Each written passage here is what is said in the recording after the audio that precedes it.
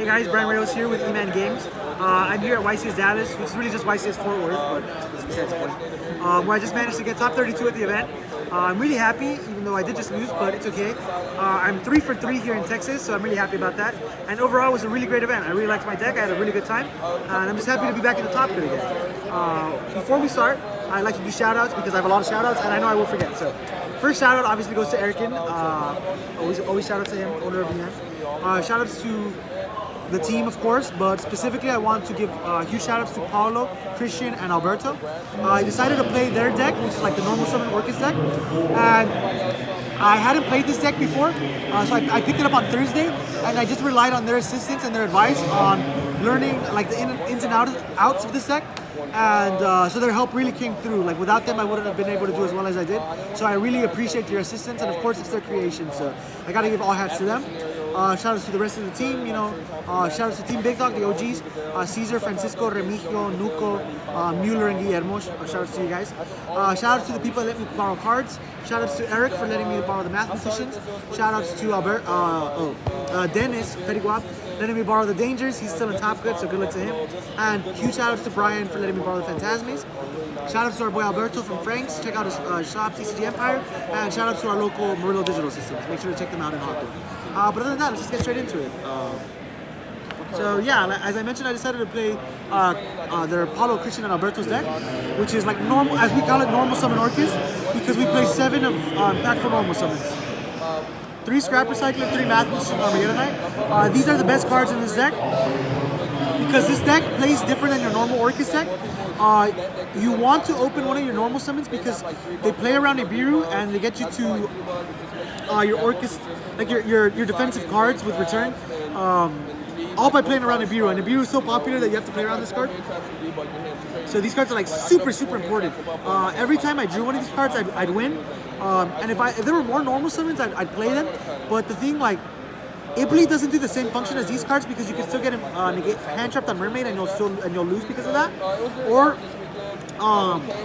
if you on Dark Referee, you have to discard a Dark, which I don't like either, because most of the time what you want your hand to be is a normal summon and like 3 or 4 defensive cards, and Dark Referee doesn't really attribute to that, so it's not that great. But yeah, the normal summons are super broken. Then I played 2 Nessie and 2 Snake. Shout outs again to Dennis for letting me borrow these. The only reason you play these is because sometimes you'll just brick. Like, these are only good if you don't draw one of your 7 normal summons, because these will help you get to Mermaid. But these cards aren't that great if you draw one of these already. So in the tournament, they were okay. I wasn't like a huge fan of them. They were okay sometimes. They weren't great all the time. But you kind of have to play them. But if there were 4 more good normal summons, I'd definitely play the 4 normal summons. And then the only one of the differences we made was, instead of 1 Nessie and 2 Snake and Monsterborn, we cut Monsterborn for another Nessie because it's better to help you on brick. And then no Jackalope, because you don't want to draw too many Dangers, because that defeats the purpose of this deck, which is like having your defensive cards in hand. And you don't really like using these when you have defensive cards in hand, because you don't want to risk discarding your defensive cards. So we just figured these were the best ones. For the Orcus engine, just 2 Harp, 2 Nightmare, Skeleton, 1, and Orochi. Just 2 Harp because you don't want to draw the Orcus cards in your hand, because they're kind of like bricks when you play the normal summons. You just want to draw a normal summon. And then this is the best card in this deck. Like, this card's so good because it lets you play around Nibiru and OTK with this, because you make Borosword as your 4th summon, and then you Nightmare, and then you send this. So you just summon this in battle phase, and that's how you OTK. And then this card's just like generically good versus like Rogue. This card, I played against 2 Guru, and this card was insane versus Guru. It's like one of the best cards in this deck. It was really good for me. And now, like, the reason why this deck is even good is because we play all the defensive cards. We play 3 Phantasme, 3 Ash Blossom, 3 DD Crow, 2 Nibiru, 2 Ghost Ogre, and 3 Impermanence. So we play 16 defensive cards. So this deck functions very differently than your generic Orcus deck, because rather than setting Crescendo on your opening turn, the goal in this deck is to set Return.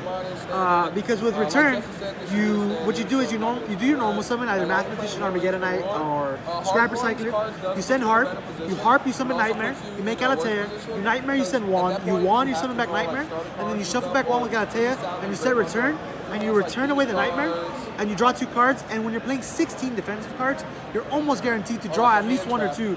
So that's like the whole, and then we figured that Crescendo is much better post turn 1 because you're almost always going to be able to break their board, because having the Gear Stew up on your field is like makes you very unlikely to die, especially with defensive cards in hand. So on your next turn, you clear the board and you end with a Crescendo set. It's almost game every time.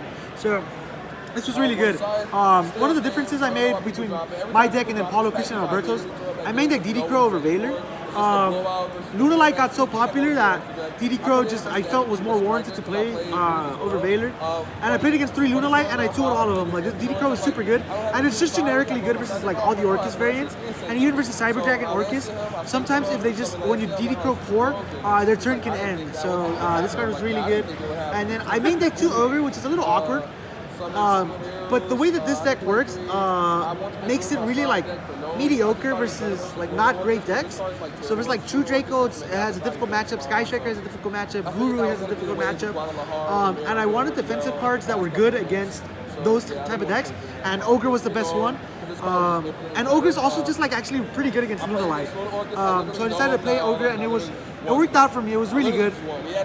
And I only played 2 Nibiru because so versus Lunalight, most of the times you can't activate this, and then versus the decks that you already struggle with, Nibiru's usually dead. So I wanted to play 2 Ogres on top instead of the 3rd Nibiru to mitigate those matchups. Ogre was good for me, so I'm happy I played it. And I sided the 3rd Nibiru, so I was okay with this. And that's it for the defensive cards. The Orcus cards were just returned, Crescendo and Bevel. Oh, shout out to Peter for letting me borrow this too. These cards, you know, are all good. You have to play all of these. And then the last, I played Foolish Burial. It's like an extra, it counts kind of like a normal summon extender. Have to play this. And then just 3 instant fusion. For Thousand Eyes and Window. This card is so good. No Called by the Grave in the main deck. Because defensive cards kind of serve the same purpose as Called by the Grave. Called by the Grave is only good if they have like a hand trap for your normal summon. But even then, the defensive cards guarantee you live, so you get another turn to do everything again. So we didn't feel it was warranted in the main deck.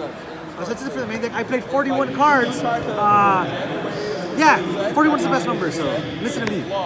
For the extra deck, I played Thousand Eyes, Window for the Instant Fusion. Instant Fusion is another card you can draw for turn that counts kind of like as a defensive card because then you're in Window, so it's really good. 2 Dingirsu. I played 3 Galatea. I felt like I wanted to play 3. It's in a pure Orcus deck. I think you should be playing 3. Langirsu for the Nightmares, Mermaid, Cerberus, Phoenix, and I played Unicorn. In this deck, you have a lot of extra deck space, and I felt like this might come up, and it did come up once, so it was good. The best card in my extra deck was Trisbania, because I wanted a card versus Sky Striker. The Sky Striker is difficult, and Trisbania is the best card versus that deck because it plays around there can be only 1. And if you resolve this card's effect, you almost always win. Like last round of Swiss Day 1, I played against Sky Striker, and game 2 I Trisbania him for 4, so I won because of that. This card was really, really good for me. I played Bomber. I actually didn't summon this once, and the best card in the extra deck, Borosword. There's OTK with this card every time, so. But the extra deck is pretty standard. Lastly, for the side deck, I side deck the 3rd Nibiru because it's just so good versus like non-Lunalight decks and like Salamangreat that you just want to play the 3rd. 3 Lancia for all the Orcus variants. For the back row decks, which was like really difficult for this deck, I played 3 Twin and 3 MST. We play MST instead of Cosmic Cyclone because post side, when you're siding these cards in, almost every deck sides in Artifact Lancia versus you. And if you have Cosmic and they chain Lancia, you go -1. So we figured that MST will just always be better because we wouldn't even side in Cosmic versus Orcus variants because the defensive cards do the same thing. Go, just get close. So then we played so that's it for those type of cards. Then I still sided 2 Called by the Grave because we wanted like an extra card versus going first, and there are like a lot of cards we could potentially side out going first versus a matchup, and this card's just good because they sided Lancia post side, so this card was good. And then we wanted more cards for Sky Striker because Sky Striker was really difficult. So last week, Paulo played 3 Shared Ride, but I decided to play 2 Shared Ride and Imperial Order instead because this is just a blowout versus that deck, and it's just generically good versus like a lot of decks. And I won game 3 versus Justin Singh today because I flipped Order on the end phase when he activated Babel and he had Nightmare Engrave, and that won me the game. So I was super happy I played this instead of 3 Shard Drive. But you need more help versus Sky Striker with this deck because it's just our variant isn't that great versus it. So you need cards like this, and Shard Drive is really good. But yeah, that's it for my deck. I'm just really happy to get on top cut again. Even though I lost, I just had a wonderful event. I'm very happy that I was able to do so well.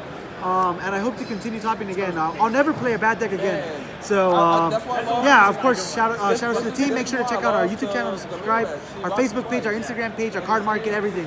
And we'll see you next time. Thank you.